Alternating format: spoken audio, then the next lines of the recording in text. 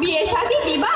হ্যাঁ বলো কিরকম ছেলে দেখতে? কিরকম ছেলে? একেবারে কোকিলের মতো সুন্দর, পিঁপড়ার মতো উঁচা, হাতির মতো চিকন।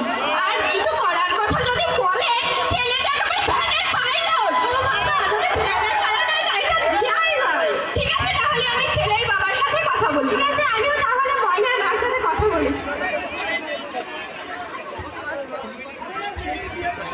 ওগো ময়নার মা, শুনছো? তোমার মেয়ের তো সম্বন্ধ এসেছে, ছেলে নাকি ভ্যানের পাইলট। তাহলে তো বিয়েই যায়, ছেলে নাকি ভ্যানের পাইলট। না মা, আমি এখন বিয়ে করবো না, আমি পড়াশোনা করতে চাই। না, তোমার পড়াশোনা বন্ধ, কাল থেকে তোমার স্কুল যাওয়া বন্ধ। ময়নার মা, তুমি ময়নাকে বোঝাও।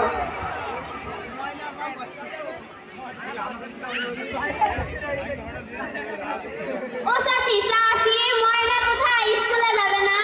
না, ময়নার বাবুর জন্য একটা ভালো সম্বন্ধ দেখি বিয়ে ঠিক করিয়েছে, তাই ময়না স্কুলে যাবে না। সেই নাকি ভ্যানের pilot. Roll number 1। Yes ma'am. 2। আসেনি। কেন? ওর বাবা নাকি ওর জন্য ভালো জায়গায় বিয়ে ঠিক করেছে, ছেলে নাকি একেবারে ভ্যানের পাইলট।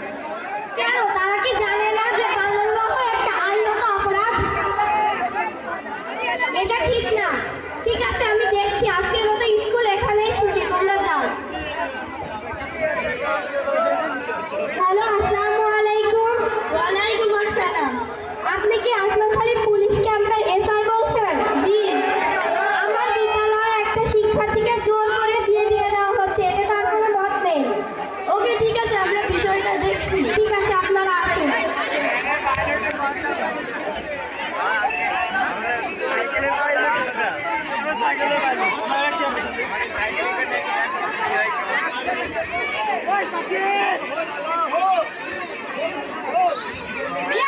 আসেন আসেন, চলেন বিয়াই, চলেন।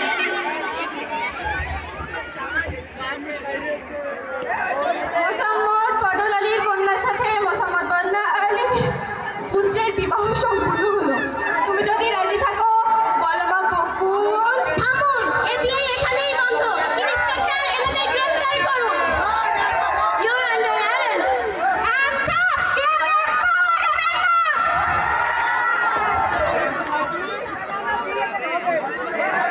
তুমি কালকে থেকে স্কুলে যাবে। আচ্ছা।